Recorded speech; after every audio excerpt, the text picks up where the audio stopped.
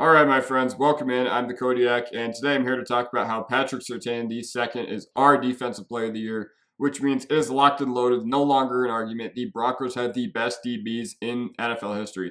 Now, I just want to mention a couple things. First of all, I figured there was nobody better to rep for this video than my guy Riley Moss. Yeah, I know he's a bit of a meme, but he's also legitimately good. So yeah, I'm gonna be wearing Riley Moss. You guys aren't used to seeing this jersey, but that's what we're wearing today.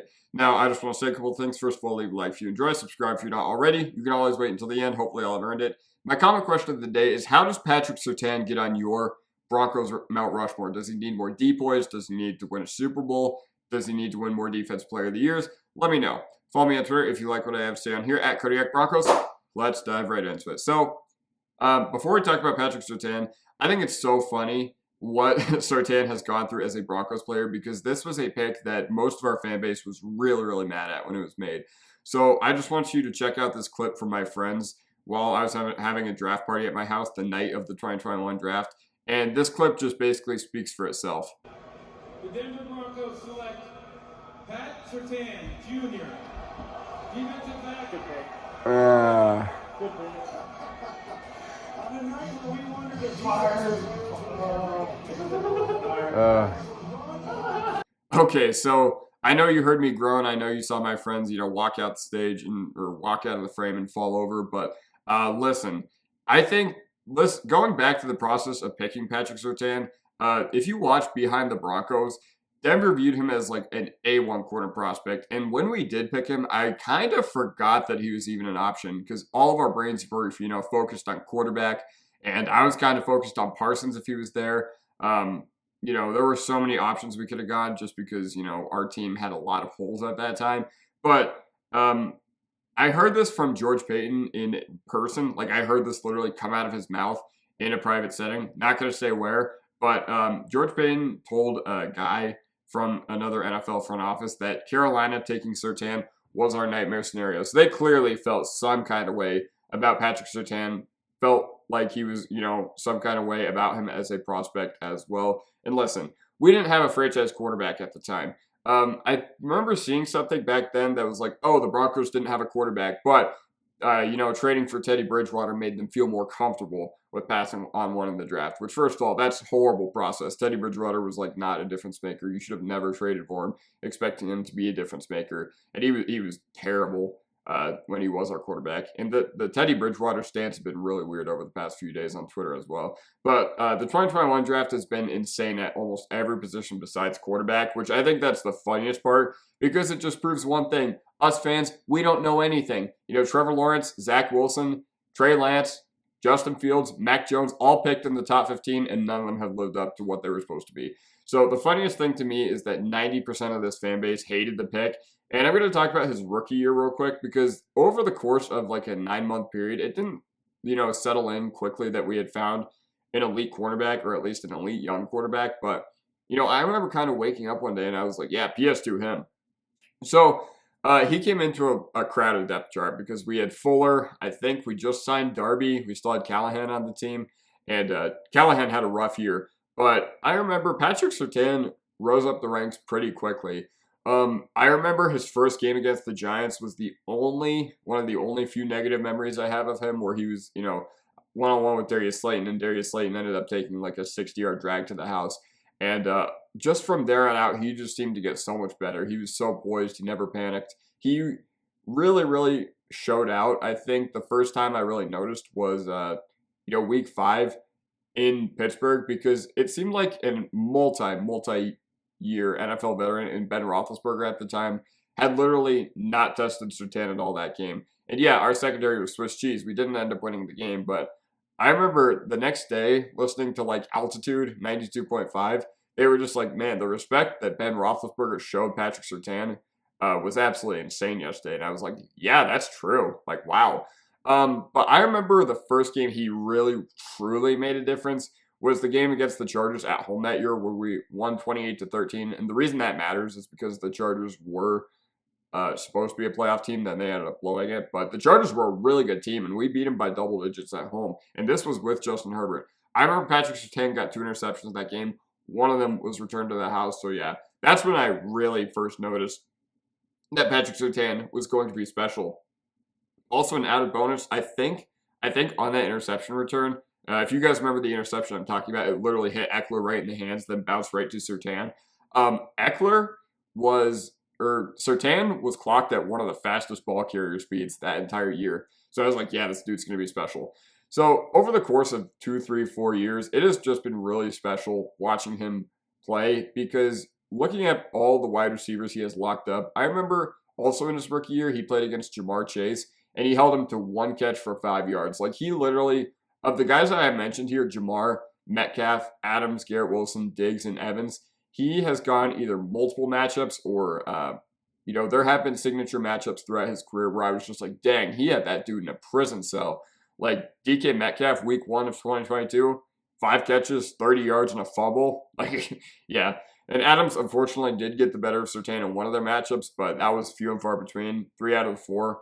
PS2 won definitively. Garrett Wilson, another dude he had in a prison cell. Yes, we let the Nathaniel Hackett Jets score 31 on us, I believe. 6 of those were due to Russ. But, 1 catch, 12 yards for Garrett Wilson there. Stephon Diggs, ghosted when the Broncos played the Bills on Monday Night Football a year and a half ago and we won. Mike Evans this year, absolutely ghosted. I think he caught 1 pass. So listen, going back to 3 years ago when it was 2022, I remember we were giving monumental efforts on the defensive side of the ball, and Patrick Surtain was a big reason why. Our secondary with Surtain and Simmons were a big reason why, despite the lackluster offensive play, we seemed to be competitive in a lot of games that we had no business being competitive in.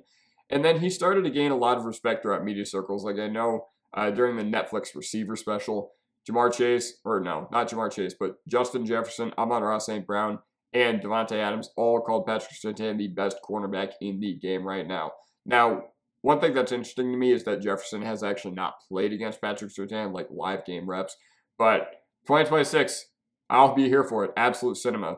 2023 was not his best year, but he was still voted on by executives on an ESPN Plus poll as being the best corner in the NFL, and ultimately our defense was not good at all that year.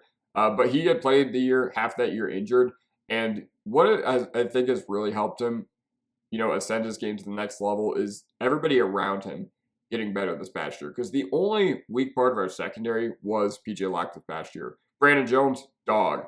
Riley Moss, dog. Jaquan McMillan, absolute dog. And yeah, Riley Moss and Jaquan McMillan, yes, if you look at the box score, they do give up a lot of yards, but that's because quarterbacks cannot throw to Patrick Surtain's part of the field. It is literally unfair. He takes away one part of the field, and it's just absolutely absurd what NFL offenses have to do because of Patrick Surtain. So yeah, that's a huge testament to all the other guys because I don't think Surtain would have had a year this good had he not had better teammates on the back end. But regardless, this isn't me saying that he's a merchant of Riley Moss or anything like that, but that all the guys around him helped him elevate his game to this point. So I think Patrick Surtain is Champ Bailey reincarnated, and I just want to remind everybody of the best cornerback season of all time. Yes, I will give respect to 2009 Revis, absolute demon, and I'm not going to take away because I know that that's been a debate for Broncos and Jets fans for however many years, but I don't know how you can look at this and say that there's a better individual season in NFL history. 10 picks, 21 pass breakups, 98 tackles, 35 times targeted, 4 catches allowed. Did you hear what I said? 4 catches allowed. 10% completion rate, first team All-Pro, second in Defensive Player of the Year. And when I first became a Broncos fan in 2010, I remember just driving around town and seeing, Comcast signs that said stuff like 3/4 of the earth is covered by water. Champ Bailey's got the rest. And now that remains true to this day. But just comparing these two guys and their first 4 seasons in the NFL, Patrick Surtain, 3-time Pro Bowler, 2-time first team All-Pro, Defensive Player of the Year. Champ Bailey, 3-time Pro Bowl, 1-time second team All-Pro. And listen, Champ Bailey, first ballot Hall of Famer. But is it crazy to say that Patrick Surtain has more accolades at this point? No, because he literally has more accolades at this point. And yes, Bailey was not on the Broncos in the first 4 years of his NFL career, but still, it should not be ignored what Surtain is doing. And we can only hope that Surtain has the longevity of a guy like Champ Bailey, but the head start Patrick Surtain has is pretty remarkable. And here are the stats from 2024 showcasing why he deserved to win the Defensive Player of the Year. So Patrick Surtain, first in fewest yards allowed. Sorry, my microphone's in the way.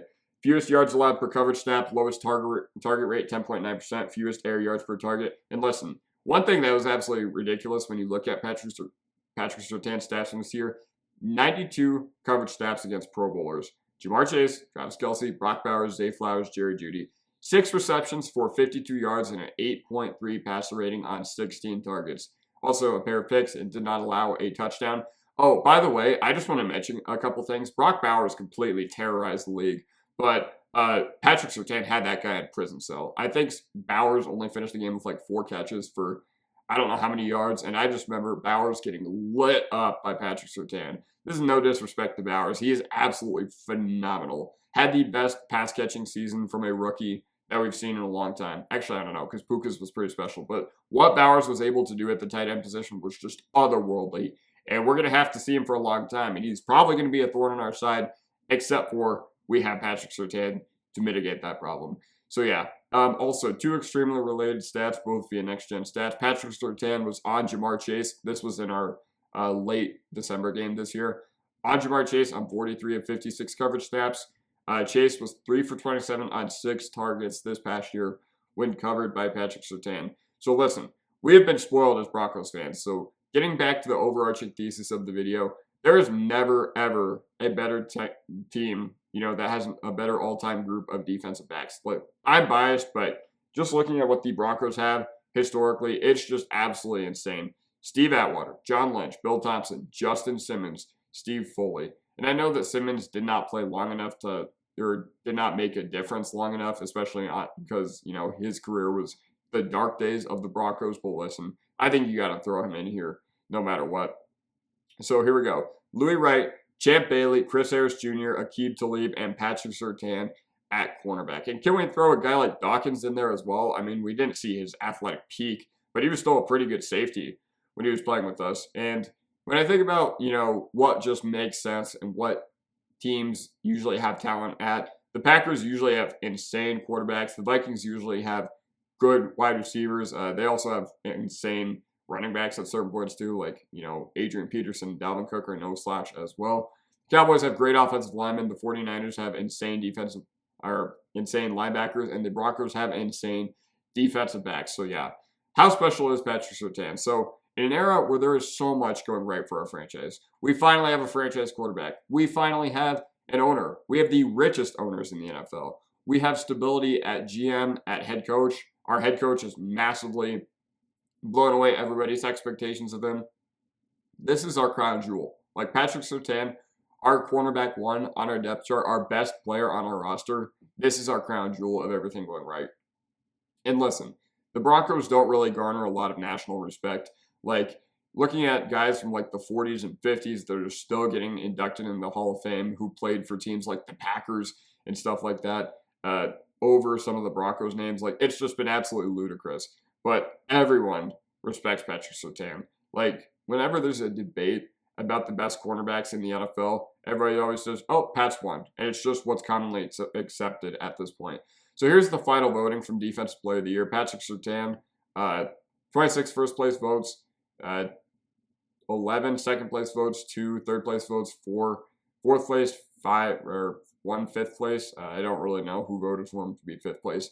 And you know what's funny? When I was arguing with Steelers fans on Twitter about who should win, they were all just like, oh, TJ Watt has more forced fumbles. And I was like, bro, TJ Watt, I'm pretty sure he did not record, I'm pretty sure he barely recorded any stats within the past 5 weeks. So down the stretch, when these teams were making their playoff push, TJ Watt absolutely ghosted. I'm sorry, but bro was on a milk carton. And then Patrick Surtain was, you're telling me, going toe-to-toe with Ja'Marr Chase? Come on. Listen, man, I'm just here to say that Patrick Surtain is so, so special, and we are so lucky to have him. And congrats to you, Mr. Patrick Surtain, on your Defensive Player of the Year. Been a long time coming for the Denver Broncos. Been a long time for a cornerback to win it. Last time I remember a cornerback winning it was Stephon Gilmore in 2019 after he was getting mossed by Devontae Parker in a winner, do-or-die situation for the Patriots. So, yeah, that was a little interesting. But, yeah, we didn't have to deal with that this year with Patrick Surtain. He absolutely put the clamps on other dudes. And, yeah, let me know what you guys think in the comment section down below, and I'll see you guys next time. Peace.